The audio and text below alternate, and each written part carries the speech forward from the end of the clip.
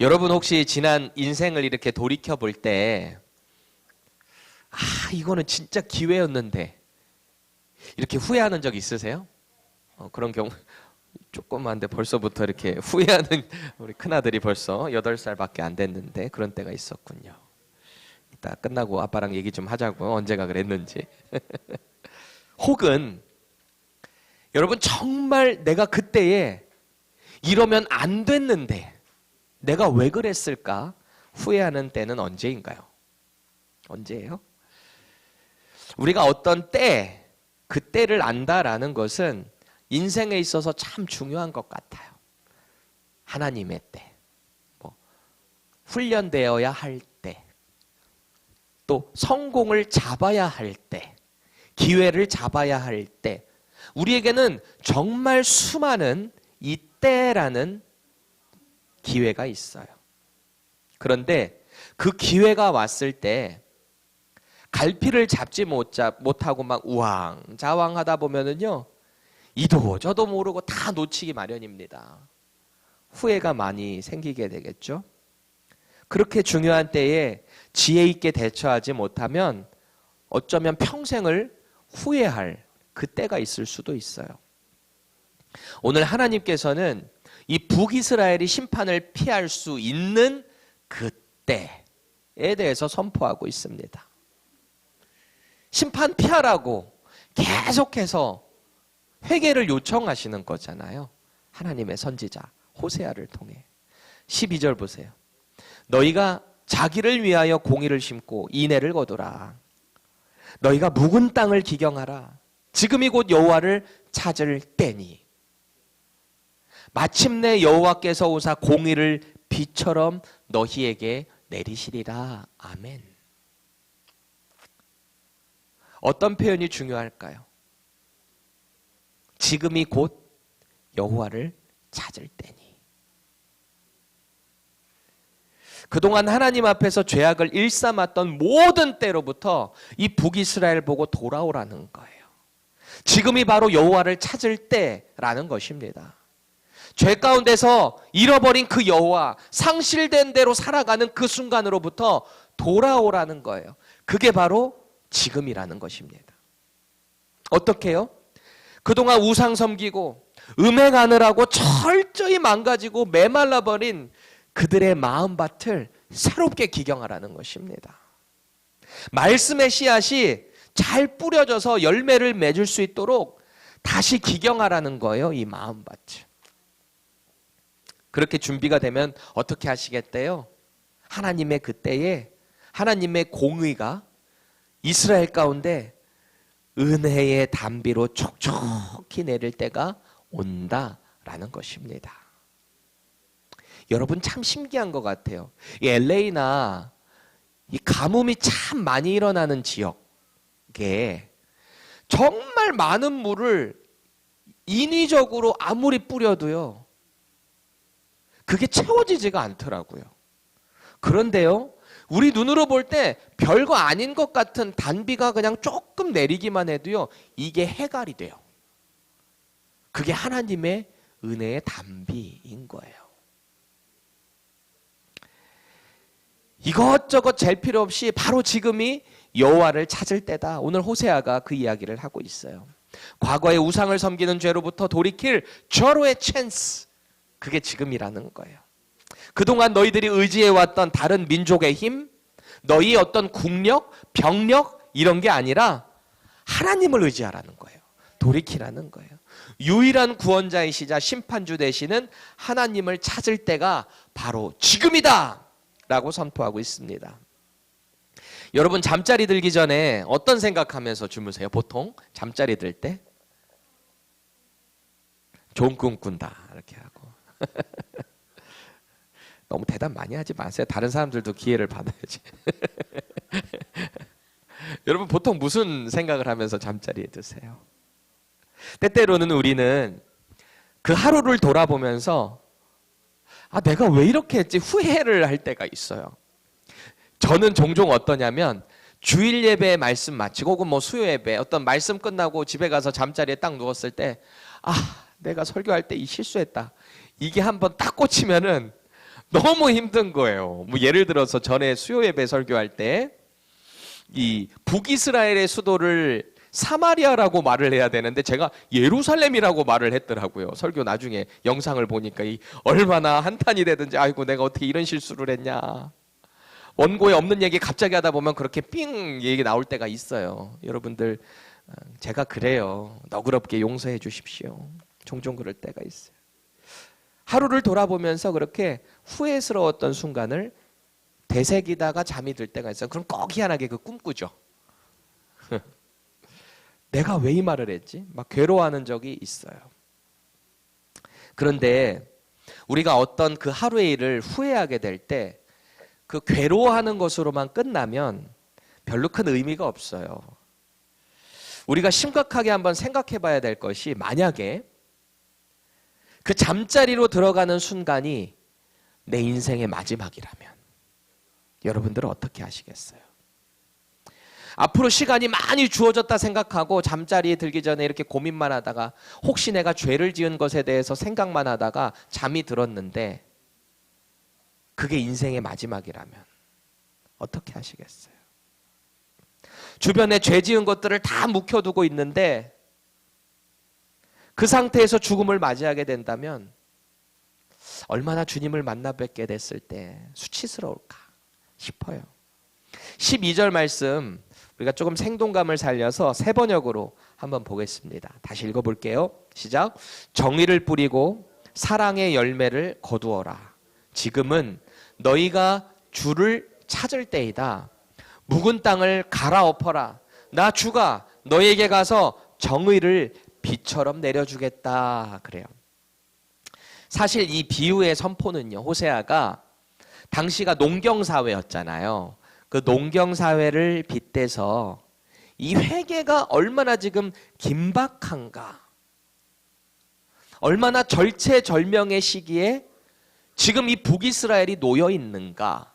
그 타이밍을 경고하고 있는 거예요.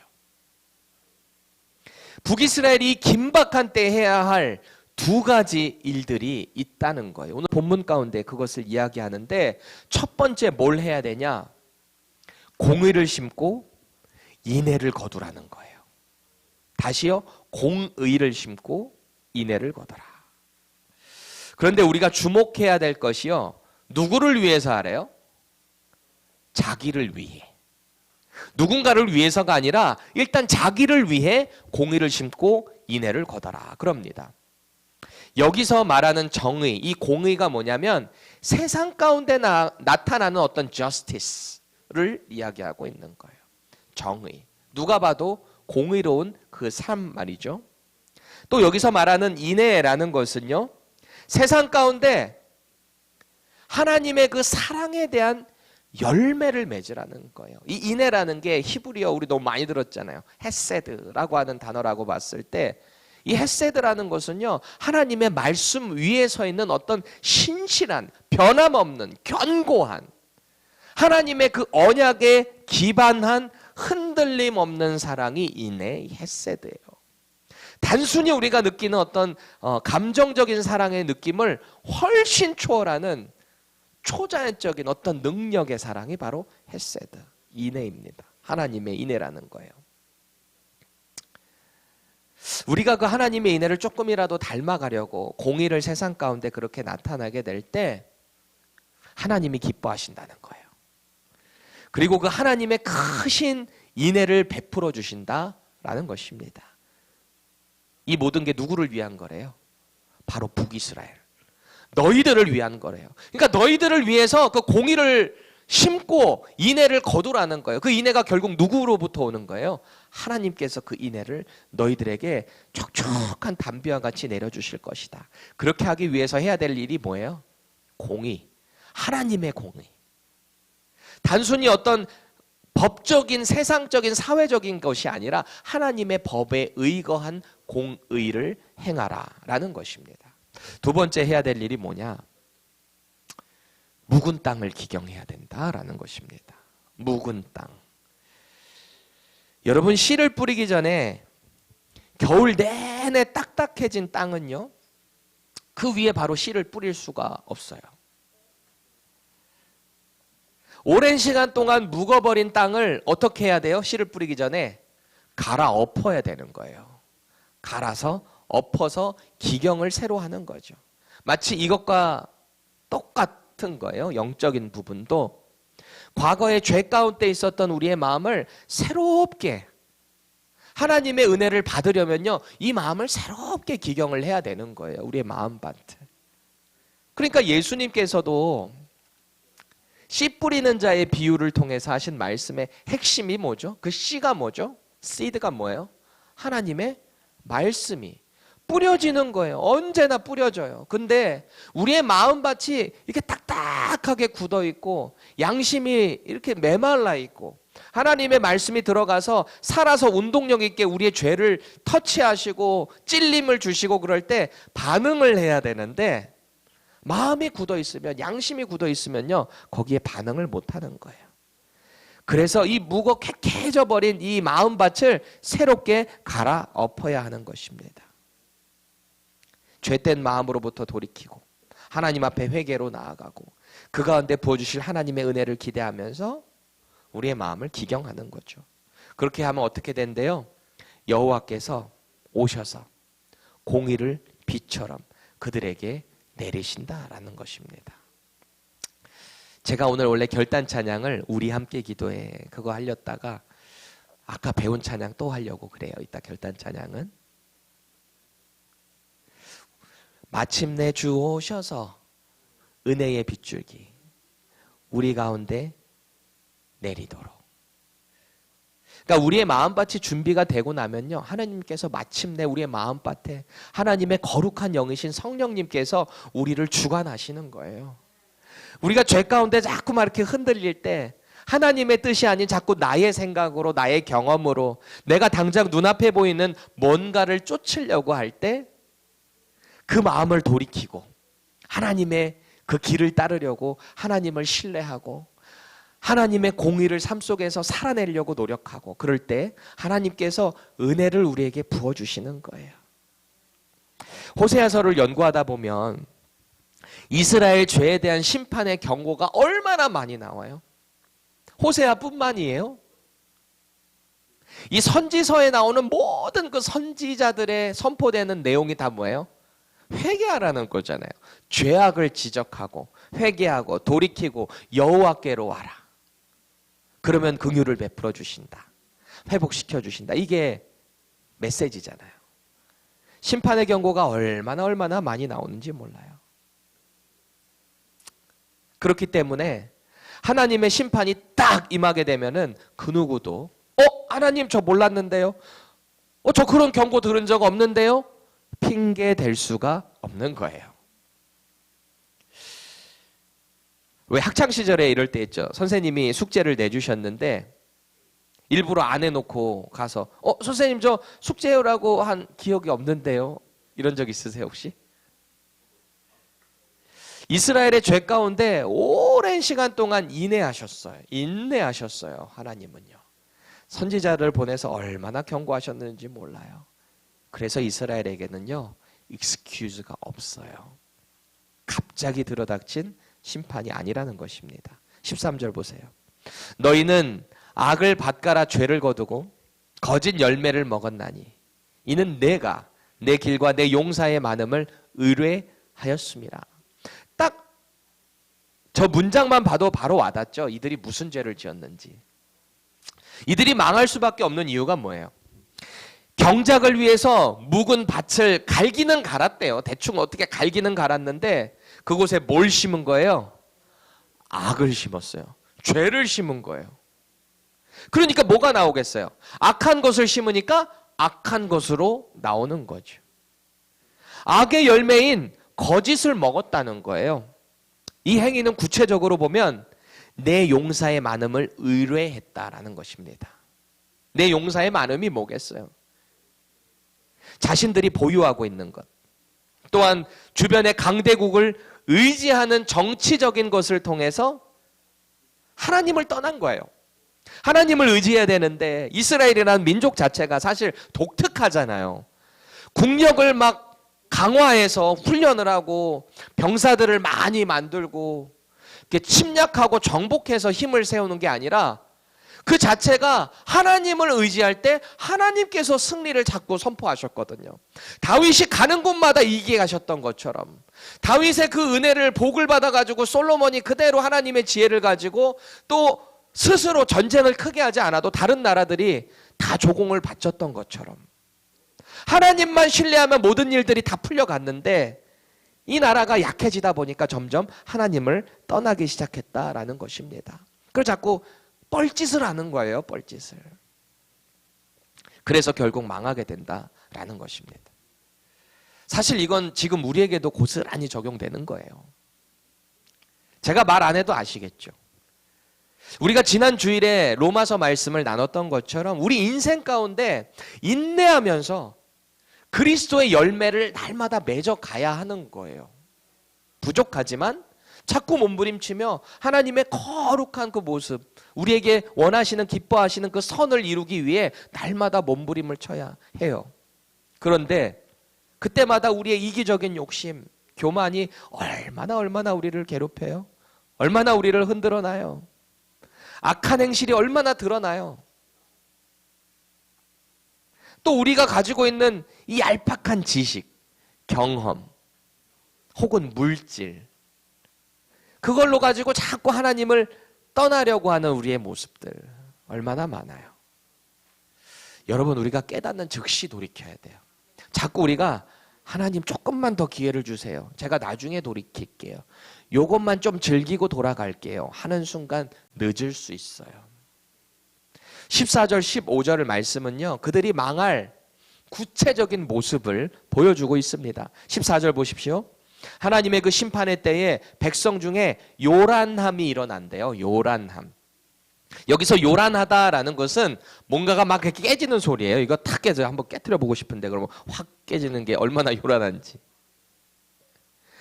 앞으로 북이스라엘을 심판할 아수르가 어떻게 요란하게 침략할 것인지에 대한 암시를 하고 있는 거예요. 여러분, 조용히 와서 치겠어요? 얼마나 그들이 가지고 있는 거 깨부시고 집 다 산산조각 내고 그 땅을 막 갈아엎고요. 사람들 죽이고 칼과 창들이 막 부딪히는 소리 나고 사람들 소리가, 비명이, 신음이 얼마나 요란하겠어요. 그리고 내 산성들이 다 무너질 것이래요. 내 산성들. 내 산성들이 뭘까요? 여기서 말하는 산성은요, 자기들의 힘으로, 경험으로, 지식으로 안전을 도모하기 위해 세운 산성들이겠죠. 자기들 보호하려고. 이스라엘이 산성들 많이 쌓아놨잖아요. 그래서 자기네들을 보호하고 적들로부터 얼마나 많이 쌓아놨었어요. 또 15절 보세요. 그렇게 음행을 일삼던 장소인 베델의 장소에 거기서 참혹한 살육이 일어날 겁니다. 적들이 쳐들어가 와서. 아, 정말 이런 일이 일어나겠어? 아니요, 일어날 거예요. 일어난다는 거예요. 그리고 그 심판은 자신들의 죄로 인해서 나름대로 다시 회복이 임할 것 같은 소망의 때가 있을 수 있어요. 아, 이쯤 되면 이제 우리가 회복될 수 있겠지라고 하는 그 소망의 때에, 혹은 아무도 예상하지 못하는 갑작스러운 새벽에 임하게 된다는 거예요. 아, 이제 끝났구나라고 할 때 확 임해가지고 완전히 망하게 되거나, 아니면 아무도 예상치 못하는 새벽에 그 일이 갑자기 찾아온다라는 것입니다. 제가 2007년도에 요르단에 갔을 때 이 카락이라는 성에 갔었거든요. 카락성. 여기가 역사적인 장소인데 십자군들이 세웠던 여러 산성들, 성읍들 중에 하나예요. 십자군이 이제 중동 이슬람 군대하고 붙잖아요. 살라딘이라고 하는 큰 군대와 이제 붙게 되는데, 십자군이 거기에 이제 성을 세우고 안에 견고한 천의 요새를 만들어 놓은 거예요. 제가 가보니까 이 위에 성벽이 이렇게 쫙쫙쫙 돼 있고, 얼마나 성이 견고하게 잘 세워져 있는지 활을 쐈을 때 한두 개 정도만 이렇게 들어갈까 말까 하는 그런 천의 요새예요. 그러니까 위에서 내려 쏘면은 올라오기가 쉽지가 않은 거죠. 그러니까 십자군들이 뭐 그게 뚫릴 거라고 생각이나 했겠어요. 그런데 그것도 결국은 중동 연합군에 의해서 점령돼요. 이 배경으로 만든 영화가 킹덤 오브 헤븐입니다. 실제 십자군 전쟁이 일어났을 때 그 사건이에요. 와, 여기가 뚫릴까 하는데 뚫려요. 예루살렘은 어땠어요? 북쪽으로 큰 산들이 둘러싸여 있습니다. 예루살렘이 얼마나 천혜의 요새였는지 여기도 또 고산지기도 하고, 이 예루살렘 주변에는 아르논 골짜기, 흰놈의 골짜기 이런 골짜기들이 쫙 있어서 적들이 막 마음대로 쳐들어오기가 쉽지가 않은 지형이에요. 천의 요새라고 사람들은 자부하기 시작했어요. 그럴 타이밍에 시편 기자가 이렇게 질문을 하는 거죠. 우리가 너무 잘 알고 있는 말씀이죠. 시편 122편 1편 1절. 다 같이 읽겠습니다. 내가 산을 향하여 눈을 들리라. 나의 도움이 어디서 올까? 이게 순례자가 예루살렘을 올라가면서 하는 질문이거든요. 찬송하는 그 사람들이 다 항상 암송하는 구절인데요. 이 성서 배경적으로 지리적으로 공부한 그 교수님의 얘기를 들어보니까 참 일리가 있는 것 같아요. 그것도.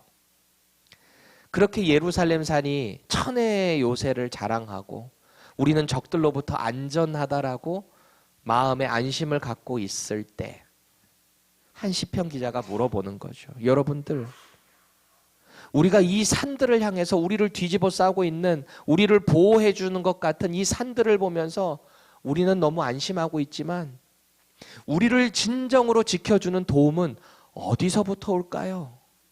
그 다음에 답변이 뭐예요? 천지를 지으신 여호와께로다. 하나님을 경외했던 다윗 시대에는요, 그 하나님의 은총을 베풀어 주셨으니까 그들이 보호함을 받았던 거죠. 솔로몬 후대에는 철저히 이방 나라들로부터 유린당하잖아요. 그렇게 자기들 안전하다라고 착각했지만 얼마나 무너지는 모습이에요. 그리고 예수님 이후 시대에는 어때요? 예수님이 미리 이렇게 예언하시잖아요. 그렇게 대단한 예루살렘 성전이라고 얘기하냐? 이 돌 위에 돌 하나도 남기지 아니하리라. 그렇게 철저히 무너진다는 거 아니에요? 로마 군대에서 예루살렘이 얼마나 유린당하고 다 무너지잖아요. 그럼 이제 우리 삶의 모습은 어떤가요? 지금 저와 여러분들이 믿고 따르는 것은 무엇인가요? 우리 솔직하게 자기에게 좀 대답해 보자고요. 내가 의지하는 분이 정말 여호와 하나님인가? 아니면 우리 역시 북이스라엘처럼 악을 밭갈아서 죄를 거두고 있지는 않은지 돌이켜봐야 합니다. 그리고 그 가운데 맺혀진 거짓 열매를 내가 먹고 있지는 않은지 솔직하게 우리 하나님 앞에서 고백해야 돼요. 제가 어렸을 때 부모님 따라서 연속곡을 참 많이 봤던 것 같아요. 드라마 뭐 사랑은 뭐길래 막 이런 거, 주말 연속 드라마 그런 거 있어요. 우리 청년들은 모를 텐데 옛날에 최민수 씨가 대발이 아빠 막 이런 게 나왔던 거 있거든요. 그런 거를 이렇게 보고 있다가 가장 아쉬운 문구가 뭐냐면 다음 이 시간에 이거였어요. 다음 이 시간에는 아쉽기는 하지만 다음이 있다는 얘기잖아요. 그런데 하나님 없는 인생에는 그 다음이 없어요. 여러분, 지금이 바로 그때인 거예요. 자꾸 하나님의 은혜를 내가 나중에 회복돼야지, 내가 지금 돌이킬 게 아니라 조금 더 있다가 돌이켜야지, 내가 지금 당장은 요거 하고 싶으니까 요거 하고 난 다음에 돌이켜야지. 여러분, 그때가 안 올 수도 있다는 얘기예요. 처음 주님을 만났을 때 감격과 감사가 우리가 이 마음을 먹는 순간, 주님, 제가 이 시간 다시 한번 주님 처음 만났을 때 그 은혜를 회복하기를 소원합니다. 그 마음을 가지고 하나님께 나아갈 때 하나님이 우리를 긍휼히 여겨주시는 거예요. 세상 가운데 살아가면서도 우리가 어찌 보면 우리도 모르게 자꾸 우리의 마음이 딱딱하게 굳어져 버릴 때가 많아요. 여러분들 공부하는 가운데 하나님의 은혜를 잃어버릴 수도 있어요. 지금은 하나님을 간절히 바라면서 하나님, 제가 이것만 되면은 하나님을 위해서 제 인생을 바치겠습니다 하지만 자꾸 뭔가의 타협의 갭을 만들기 시작할 때 여러분 하나님의 은혜로부터 벗어날 수가 있어요. 그래서요, 우리의 딱딱하게 굳어버린 마음을 날마다 하나님의 말씀으로, 이런 영적인 은혜의 자리에 나를 자꾸 노출함을 통해서 자꾸 기경하셔야 돼요. 이게 우리가 기경을 관리를 안 하다 보면 우리도 모르게 다 굳어져 버려요. 내가 잘 알고 있는 것 같지만 이걸 모르게 된다니까요. 나도 모르게 굳어져 버려요. 그럼 어느 순간이 되면 내가 그렇게 사모했던 수요 말씀 집회 모임이 슬슬 귀찮아지기 시작해요. 은혜 자리를 자꾸 멀리하게 돼요. 주일이나 한번 지키지 뭐. 나 이것만 해도 괜찮을 거야 라고 할 때 여러분 자꾸 은혜 자리에서 멀어질 수 있다는 것을 꼭 기억하셔야 됩니다. 여러분 우리가요, 날마다 말씀 가운데 그 하나님의 공의를 이뤄낼 수 있기를 축복드립니다. 그렇게 공의를 심으셔야 돼요. 그럴 때 하나님의 인애가 저와 여러분들의 인생 가운데 아주 촉촉하게 그렇게 누릴 수 있도록 부어주실 줄 믿습니다.